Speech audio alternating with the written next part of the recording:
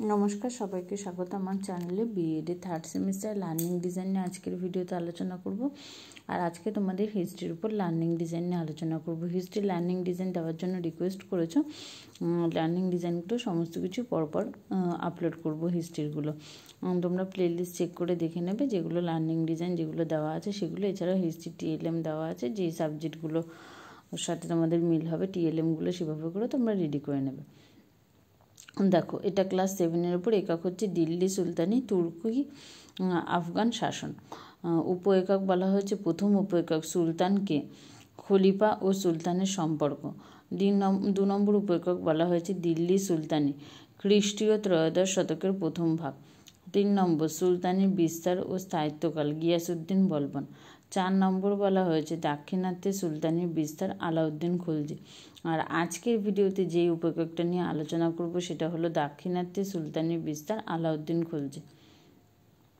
প্রথমে বলা হয়েছে দেখো শিখনের লক্ষ্য উদ্দেশ্য। স্মরণ থেকে কি বলা হয়েছে, খলজি বংশের প্রতিষ্ঠার নাম শিক্ষার্থীরা স্মরণ করে বলতে পারবে। এটি তোমাদের তথ্যগত স্মরণের মধ্যে পড়ে। এরপরে বলা হয়েছে যে আলাউদ্দিন খলজির অর্থনৈতিক সংস্কার সম্পর্কে শিক্ষার্থীরা বর্ণনা দিতে পারবে। এটি ধারণাগত স্মরণের মধ্যে পড়ে। এরপরে আছে বোধ। আচ্ছা, প্রত্যেকটা বিষয় নিয়ে আলোচনা করব। তার আগে বলবো যারা চ্যানেলটিতে নতুন আছে অবশ্যই চ্যানেলটি একটা সাবস্ক্রাইব করে দিও এবং ভিডিওটি ভালো লাগলে অবশ্যই লাইক করে দিও এবং তোমাদের বন্ধুদের সাথে প্রয়োজনীয় মনে হলে শেয়ার করে দিও। দেখো, বোধমূলকের মধ্যে কী বলা হয়েছে, আলাউদ্দিন খলজি সাম্রাজ্য বিস্তার সম্পর্কে শিক্ষার্থীরা ব্যাখ্যা করতে পারবে। ধারণাগত বোধের মধ্যে পড়ে।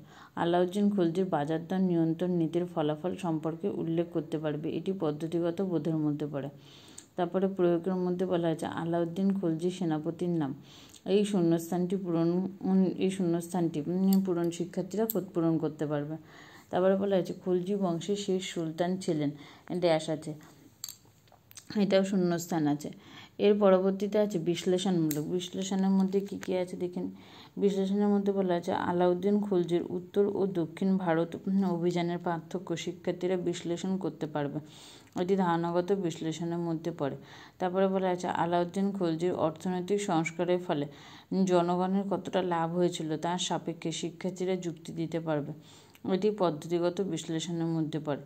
এরপরে আছে মূল্যায়ন। মূল্যায়নের মধ্যে কি বলা আছে আলাউদ্দিন খলজির দক্ষিণ ভারত জয়ের গুরুত্ব ও ফলাফল সম্পর্কে শিক্ষার্থীরা মূল্যায়ন করতে পারবে। এটি ধারণাগত মূল্যায়নের মধ্যে পড়ে। তারপরে বলা হয়েছে যে আলাউদ্দিন খলজির অর্থনৈতিক সংস্কার সম্পর্কে শিক্ষার্থীরা মূল্যায়ন করতে পারবে। এটি ধারণাগত মূল্যায়ন। সৃজনের মধ্যে বলা হয়েছে যে আলাউদ্দিন খলজির সামরিক অভিযানের একটি মানচিত্র শিক্ষার্থীরা তৈরি করতে পারবে। এটি ধারণাগত সৃজনের মধ্যে পড়ে। তারপরে বলা হয়েছে যে শিক্ষার্থীর বিশ্লেষণ এবং প্রাসঙ্গিকতা। বর্তমান পাঠের প্রেক্ষিতে শিক্ষার্থীদের সাধারণ বৈশিষ্ট্যাবলী এবং প্রারম্ভিক আচরণ সুনিশ্চিত করার জন্য নিম্নরূপ প্রশ্নগুলি করা হবে। কী কী প্রশ্ন দেখো বলা হয়েছে, 1 নম্বর খলজি সাম্রাজ্যবাদের প্রকৃত সূচনা কে করেন। 2 নম্বর বলা হয়েছে যে আলাউদ্দিন খলজি তার মুদ্রাতে নিজেকে কী বলে উল্লেখ করেছেন। 3 নম্বর বলা হয়েছে আলাউদ্দিন খলজি কী কী গুপ্তচর নিয়োগ করেন। 4 নম্বর বলা হয়েছে আলাউদ্দিন খলজির বাজার দর নিয়ন্ত্রণ ব্যবস্থা সম্পর্কে লেখো। 5 নম্বর মালিক কাফুর কে ছিলেন। এর পরবর্তী পয়েন্ট হলো শিখন সহায়ক উপকরণ নির্বাচন ও প্রস্তুতিকরণ।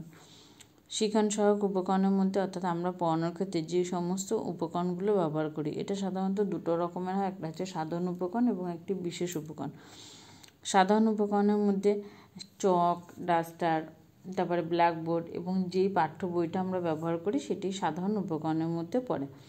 আর বিশেষ উপকরণের মধ্যে কি বলা হয়েছে দেখো, বিশেষ উপকরণের মধ্যে বলা হয়েছে যে আলাউদ্দিন খলজির চিত্র এবং তার সামরিক অভিযানের একটা চার্ট, অর্থাৎ যে সমস্ত চার্ট, ছবি, বিভিন্ন মডেল আমরা এই ক্ষেত্রে বিশেষ উপকরণ হিসেবে ব্যবহার করতে পারি। এইগুলো ব্যবহারের মাধ্যমে শিক্ষার্থীদের বিষয়টি বুঝতে সুবিধা হয় এবং তাদের সেই সম্পর্কে আরও ইন্টারেস্ট বাড়ে পড়ার ক্ষেত্রে। এটি একটি খুবই ভালো কৌশল। আচ্ছা, পরবর্তী বলা হয়েছে শিখন কৌশল। দেখো, শিখন কৌশলের মধ্যে কিভাবে ছাত্রদের পড়ানো হবে মেন বিষয়টা সেই কৌশলটা থাকবে। এখানে প্রথমে আমরা একটা ছক করে নেব। বাঁদিকে লিখব শিখন ক্ষেত্র আর ডান দিকে হচ্ছে প্রাসঙ্গিক কৌশল। আচ্ছা, শিখন ক্ষেত্রের মধ্যে প্রথম পর্যায়ের মধ্যে কি বলা হয়েছে দেখে নিই। প্রথম পর্যায়ে বলা হয়েছে যে খলজি বংশের প্রতিষ্ঠাতা।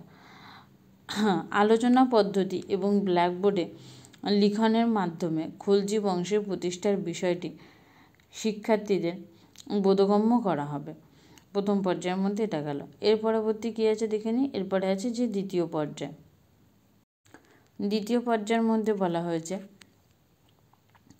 আলাউদ্দিন খলজির কার্যকলাপ ব্যাখ্যা ও বিশ্লেষণ পদ্ধতির মাধ্যমে এবং প্রশ্নোত্তর পদ্ধতি অবলম্বন করে আলাউদ্দিন খলজির কার্যকলাপ অর্থাৎ তার সাম্রাজ্য বিস্তার, শাসনতান্ত্রিক পদক্ষেপ, সামরিক সংস্কার, অর্থনৈতিক সংস্কার, বাজারদর নিয়ন্ত্রণ সংক্রান্ত বিষয়গুলো সম্পর্কে শিক্ষার্থীদের বোধগম্য করা হবে।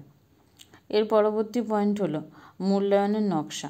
মূল্যায়নের নকশার মধ্যে কি বলা হয়েছে দেখো, কাজের পাতা, অর্থাৎ পুরো বিষয়টি পড়ানোর পরে শিক্ষার্থীদের কিছু প্রশ্ন দেওয়া হবে বাড়ির ক্ষেত্রে। যেমন বলেছে পাঠের শেষে শিক্ষার্থীদের মূল্যায়নের জন্য নিম্নরূপ প্রশ্নগুলি করা হবে। 1 নম্বর, খলজি বংশের সূচনা কে করেন? 2 নম্বর বলা হয়েছে আলাউদ্দিন খলজির সেনাপতির নাম, এটা একটা দেশ আছে। 3 নম্বর, আলাউদ্দিন খলজির দক্ষিণ ভারত অভিযানের ফলাফল সম্পর্কে মূল্যায়ন করো, এটি ধারণাগত মূল্যায়নের মধ্যে পড়ে। 4 নম্বর বলা হয়েছে আলাউদ্দিন খলজির সামরিক ও প্রশাসনিক সংস্কার সম্পর্কে বিশ্লেষণ করো, এটি ধারণাগত বিশ্লেষণের মধ্যে পড়ে। এই পর্যন্ত ছিল সম্পূর্ণ ভিডিওটি। পরবর্তী লার্নিং ডিজাইন নেক্সট ভিডিওতে আলোচনা করব।